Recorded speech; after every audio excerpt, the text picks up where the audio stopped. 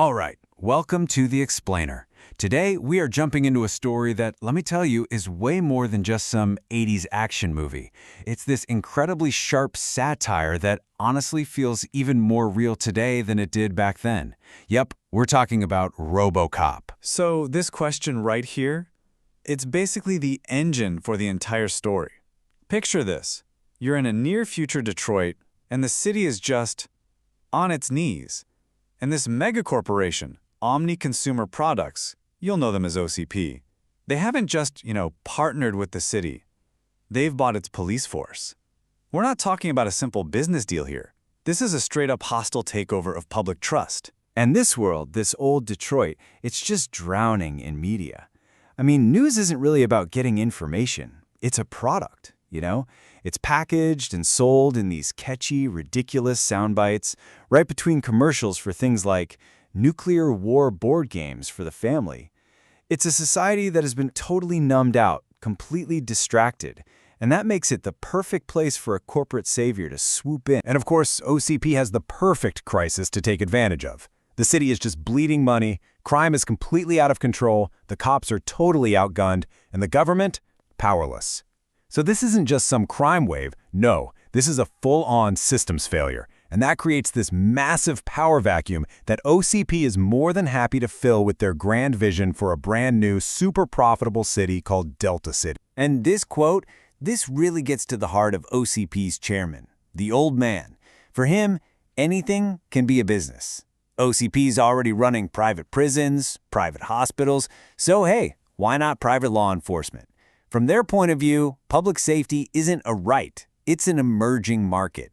And crime? That's just a little bump in the road, a temporary problem standing in the way of the real prize, a massive real estate project. So inside OCP, you've got these two executives who see this crisis and think, this is it, this is my shot.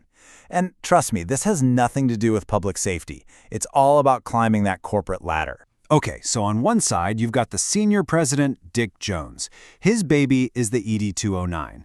It is, for all intents and purposes, a walking tank, a giant military-grade machine designed for urban pacification.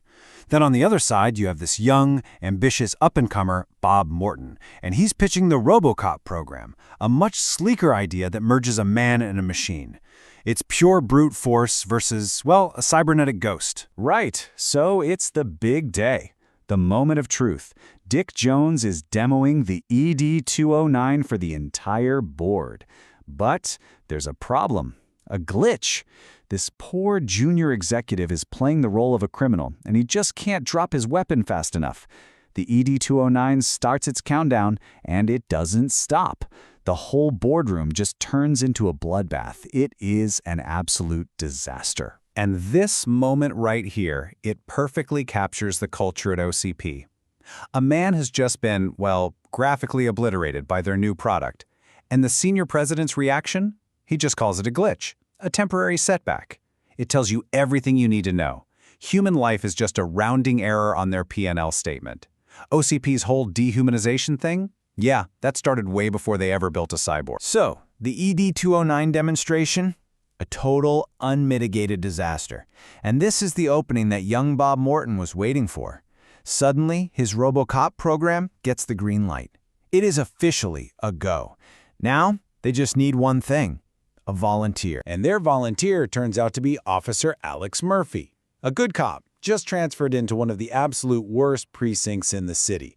He gets ambushed by this sadistic crime boss, Clarence Boddicker, and he's just brutally executed. But for OCP, this horrible tragedy is just a business opportunity. The second his heart stops beating, he's not a person anymore, he's raw material. You even hear one of the techs say it. He's legally dead. We can do pretty much what we want to. And just like that, Alex Murphy, the man, is gone. He's now a product on an assembly line. And at first, wow, this product is a huge success. I mean, he's cleaning up the streets with terrifying efficiency. But OCP's engineers, they made one critical mistake. They saved a part of Murphy's brain, and with it came a completely unforeseen problem, a glitch in their system, the ghost of Alex Murphy. The first real crack in all that programming, it comes from his old partner, Officer Lewis. She looks right past all the chrome and steel and speaks to the man she knew was inside. And that one single moment of human connection, it triggers something OCP never, ever planned for. A dream. A flash of memory. And these memories, they start to cause this huge conflict with his core programming. I mean, his main directives are simple, right? Serve the public trust, protect the innocent, uphold the law. But now there's this fourth, totally unwritten directive bubbling up. Find out who Alex Murphy was, and find out who killed him.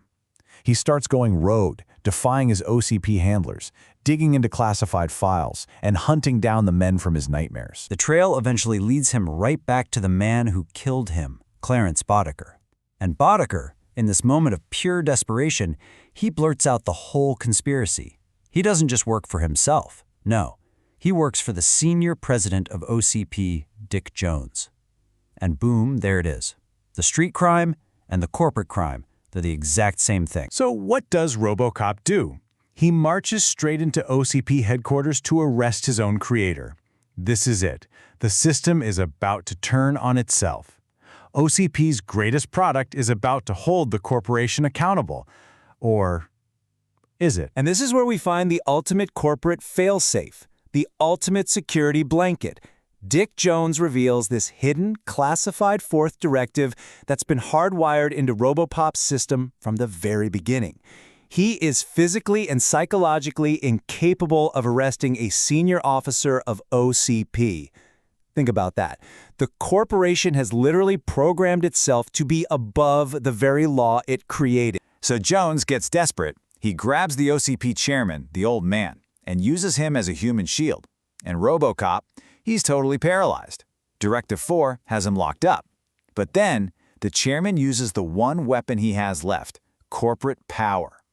He just yells, "Dick, you're fired." And just like that, in that instant, Dick Jones is no longer a senior officer of OCP, which means Directive 4 no longer applies. The logical loophole is wide open. And with that programming conflict gone, RoboCop immediately acts, dispensing some pretty brutal justice. But his response, it's not emotional, it's not about revenge.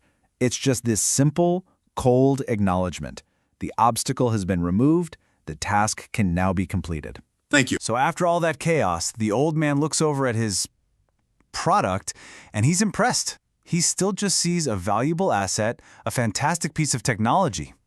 And he asks a simple question, but it's probably the most important question in the whole story. After everything he's been through, who or what is he now? And with just the slightest hint of a smile, he gives his answer. It's not a serial number. It's not a product name. He just says, Murphy. Because in the end, OCP built a machine designed to completely erase a man, and they failed. The man just refused to be erased. He reclaimed his name, and in doing so, he reclaimed his humanity.